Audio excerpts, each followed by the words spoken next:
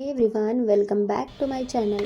बघा, आमच्या सकाळची सुरुवात आहे ना, ती रोज अशीच नवीन काहीतरी होते. म्हणजेच आता आमचं आहे ना सगळं झालेलं आहे, नाश्तावाणी वगैरे. आणि त्यानंतर आज भरपूर वेळ होता आणि हे होते घरी, तर मस्त अशा ना गाडी धुण्याची मोहीम आज आम्ही चालू केली होती. म्हणजे भरपूर दिवस झाले होते आम्ही आज ना गाडी वॉश केलीच नव्हती आणि गाड्या भरपूर धुळीला झाल्या होत्या. तर यांनी आज सकाळी सकाळी हे काम हातात घेतलं. तर हे काम पण काय सोपं नव्हतं. म्हणजे हे पाईप आता अरेंज करणं हे सगळं, तर यांनी तर हे काम करून घेतलं. आणि बघा, मी तुम्हाला मागच्या व्हिडिओमध्ये जे दाखवलं होतं ना की किचनच्या टॉवल्सनं अशा पद्धतीने वॉश केल्यानं तर किती स्वच्छ निघतात. तर खरंच किती स्वच्छ निघतात पहा. याला बिलकुल असा तेलकटपणा राहिलेला नाही आहे. आणि जेव्हा तुम्ही भिजवता ना तर त्या पाण्यामध्ये सगळा तो तेलकटपणा राहतो. हे बाहेरचं पूर्ण वॉश करून घेतलं आणि त्यानंतर झाडं किती छान चकाकत आहेत माझी. सगळ्या झाडांना असं मस्त पाणी देऊन घेतलं. आता पुढचे 2-3 दिवस द्यायचं काम नाही आहे, पण झाडं छान अशी धुवूनच घेतली मी प्रॉपर. आता याचे ना हे जे पान आहेत ना हे कट करायचे आहेत. हे मुलांनी बघा हे पान कसं खराब केलेलं आहे.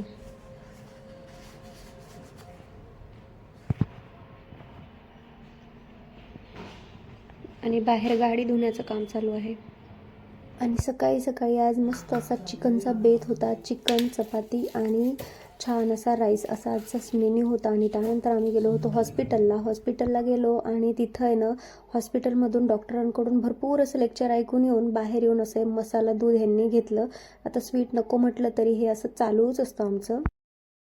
हे एव्हरीवन, तर आज ना आत्ता वाजलेले आहेत संध्याकाळचे 6 आणि मी आज दिवसभर खरंच काहीच केलेलं नाही आहे. कारण माझी तब्येत खूप खराब होती. आणि आत्ता मुली शाळेतून आलेल्या आहेत आणि त्यांचं म्हणणं आहे की त्यांना तांदळाची खीर खायची आहे. तर आता सकाळपासून खरंच मी काही केलेलं नाही आहे. आता मुलींना जे खायचं आहे ते तरी करून देऊ म्हटलं. आणि मस्त त्यांना तांदळाची खीर खायची आहे. तर त्यासाठी आहे ना, आता बघा, ही रेसिपी आहे ना माझी नाही आहे, मी खरंच सांगते.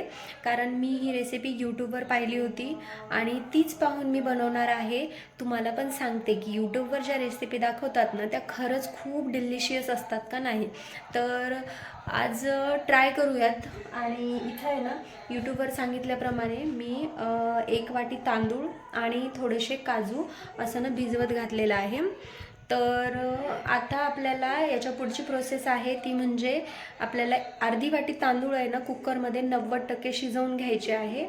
आणि त्यानंतर आहे ना त्याच्यामध्ये बाकीची प्रोसेस आहे. तर मी तुम्हाला आता तसंच सगळं दाखवते मी कसं कसं करणार आहे.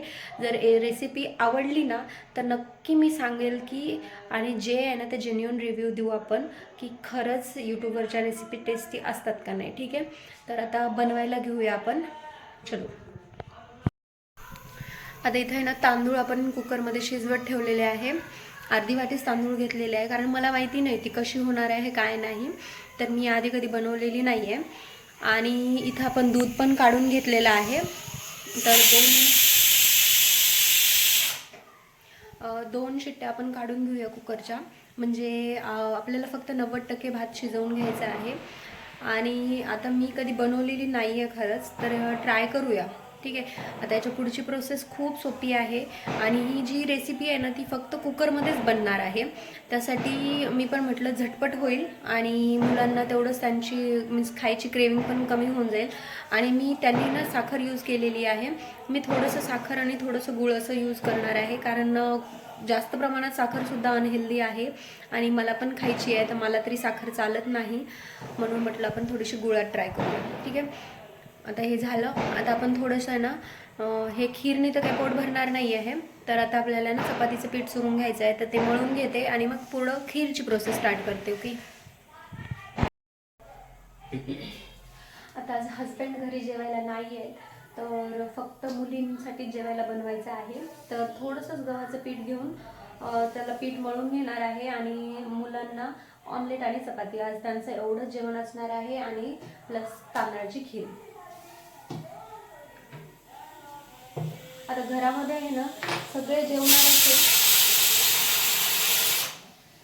तर घरात जर सगळे जेवणार असेल ना तर पूर्ण जेवण वरण भात भाजी पोळी बनवायला हरकत नाही. आता ह्या दोघीच जणी आहेत जेवणाऱ्या, तर त्याच्यामुळे मी फक्त आज ऑमलेट आणि चपातीच करणार आहे.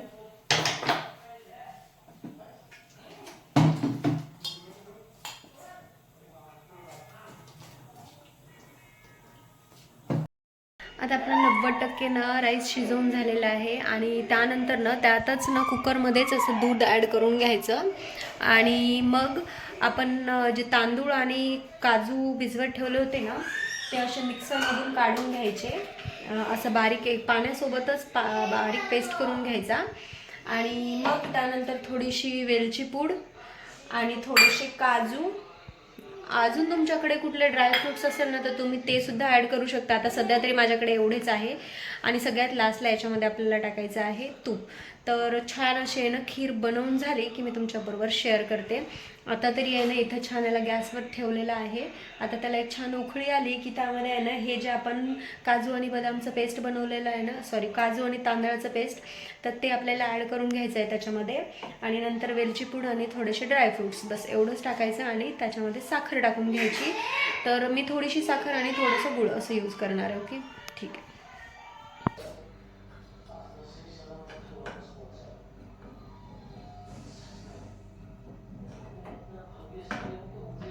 जवळजवळ रेसिपी बनत आलेली आहे. आता आपण त्याच्यात थोडीशी साखर टाकून देऊ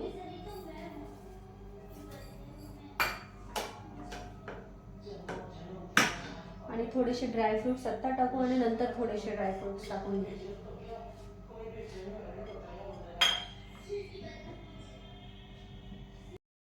राधवी कशी झाली, रेसिपी कशी झाली, खरं खरं सांग. वेदू तुला आवडलं? टेस्टी झालं खरंच? खरं टेस्टी झालं ना? यम्मी लागायला? ओके. आता वेदांती आणि राधवीकडून तरी ओके आहे. तर रेसिपी खरंच छान आहे. तुम्ही ट्राय करायची असेल तर नक्की ट्राय करू शकता. ओके.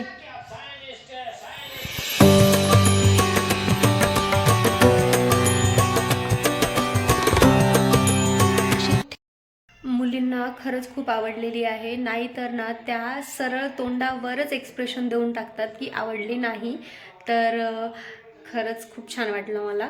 रेसिपी खरंच टेस्टी आहे आणि तुम्ही नक्की ट्राय करू शकता. रेसिपी माझ्या व्हिडिओमध्ये आहे, तुम्ही तशी पाहून बनवू शकता. आणि शॉर्ट व्हिडिओ पाहत नसेल तर त्यातसुद्धा आहे. चला तर मग आजचा व्हिडिओ इथेच संपवूया. पुन्हा व्हिडिओ अशाच एका नवीन ब्लॉगमध्ये. तोपर्यंत तुमची काळजी घ्या. Bye everyone.